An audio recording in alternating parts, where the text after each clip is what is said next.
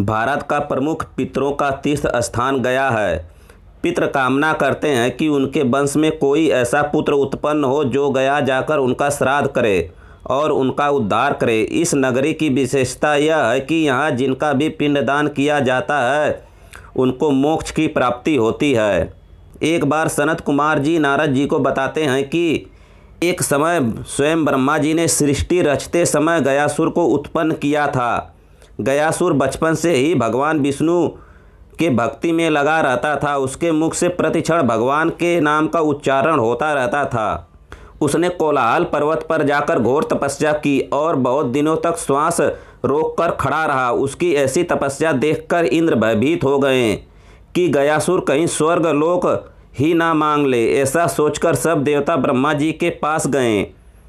ब्रह्मा जी ने कहा, हमें इस समय भगवान शिव के पास चलना चाहिए। तब सभी भगवान शिव जी के पास गए। भगवान शिव जी ने सब देवताओं को साथ लेकर भगवान विष्णु के पास गए। तब भगवान विष्णु ने सब देवताओं से पूछा, आप सब किस कारण यहाँ आए हैं?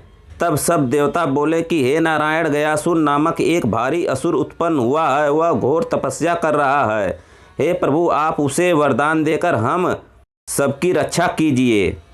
भगवान विष्णु गयासुर के पास गए। शंख से उसके शरीर को स्पर्श करके बोले, हे दैत्यराज, तुम्हारी उग्र तपस्या देखकर हम अति प्रसन्न हैं।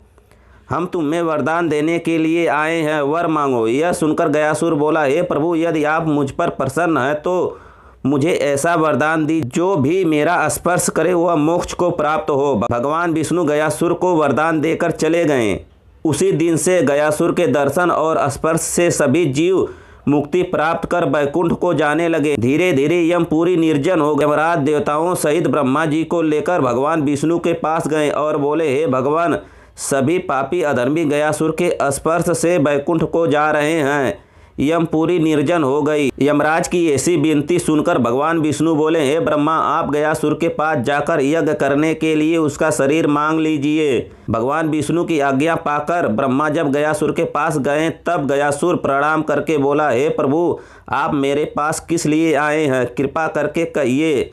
तब ब्रह्मा ने कहा, हे दैत्यराज, मैं सारी पृथ्वी घूम आया हूँ। मुझे यज्ञ करने के लिए कोई भी पवित्र स्थान नहीं मिल रहा है, इसलिए मैं तुम्हारे पास आया हूँ। तुम्हारा शरीर नारायण के वरदान से पवित्र है, सो अपना शरीर मुझे यज्ञ करने के लिए दे दो। ब्रह्मा जी का ऐसा वचन सुनकर गयासुर अति हर्ष से बोला, हे नाथ, आप ही लोगों की कृपा से यह मेरा अधम शरीर पवित्र हुआ है, सो आप इस पर यज्ञ अवश्य करें जिससे यह और भी पवित्र हो जाए।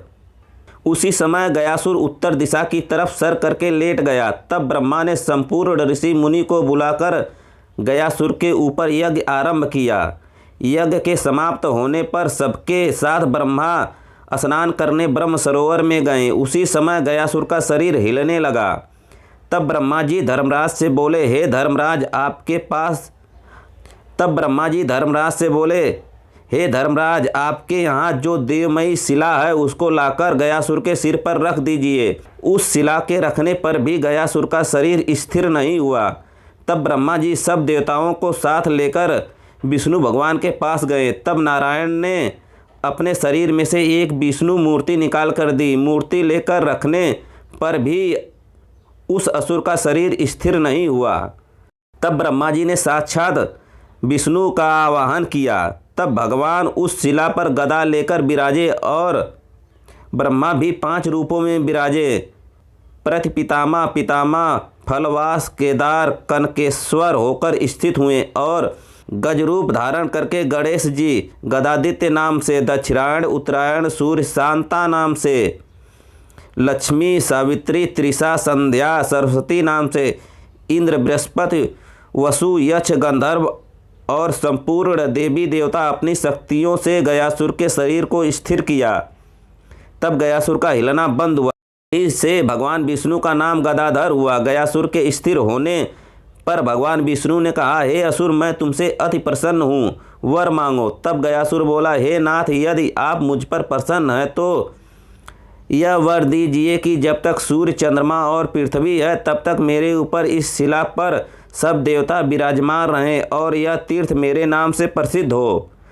यहाँ स्नान, तर्पण, दान पुण्य करने से मनुष्य को सब तीर्थों से ज़्यादा फल प्राप्त हो और गदाधर भगवान के दर्शन पूजन से मनुष्य के हजारों कुल तर जाएं। जिन पितरों के लिए यहाँ पिंडदान किया जाए वह ब्रह्मलोक के वासी हों और पापों से मुक्त हो जाएं। गयासुर का यह वचन सुनकर विष्णु भगवान ने कहा कि ऐसा ही होगा। इसके बाद ब्राह्मणों को बहुत सा द्रव्य देकर विदा किया। कुछ काल बीत जाने पर ब्राह्मणों ने द्रव्य मांगकर धर्म यज्ञ किया। उसका धुआं स्वर्गलोक चला गया। तब ब्रह्मा ने आकर ब्राह्मणों को श्राप दिया कि मेरे द्रव्य देने पर भी तुम लोगों ने द्रव्य मांगा, इसलिए तुम सदा दरिद्र ही रहोगे। यह दूध दही की जो नदियां हैं वह पानी हो जाएंगी। यह सोने रत्न के घर मिट्टी के हो जाएंगे। कल्प वृक्ष कामधेनु स्वर्गलोक चली जाएंगी। ब्रह्मा का ऐसा श्राप सुनकर सब ब्राह्मण हाथ जोड़कर बोले, हे प्रभु, आपके दिए संपूर्ण पदार्थ को आपने नष्ट कर दिया। अब कृपा कर हम लोगों को जीविका चलाने का उपाय बताएं। यह सुनकर ब्रह्मा जी बोले कि जब तक सूर्य चंद्रमा है तब तक तुम लोगों के जीविका के लिए यह क्षेत्र है। जो भी यात्री यहाँ आएगा वह तुम लोगों को अवश्य ही पूजेगा। बिना तुम्हारी उपस्थिति सहायता के यात्री को गया जी का श्राद्ध का फल प्राप्त नहीं होगा। तब से गयासुर सबका उद्धार करता आ रहा है। यह एक भक्त के विश्वास के कल्याण के लिए अद्भुत अवदान है। कहा जाता है कि गया में जिसका श्राद्ध हो गया हो उसका पुनर्जन्म नहीं होता।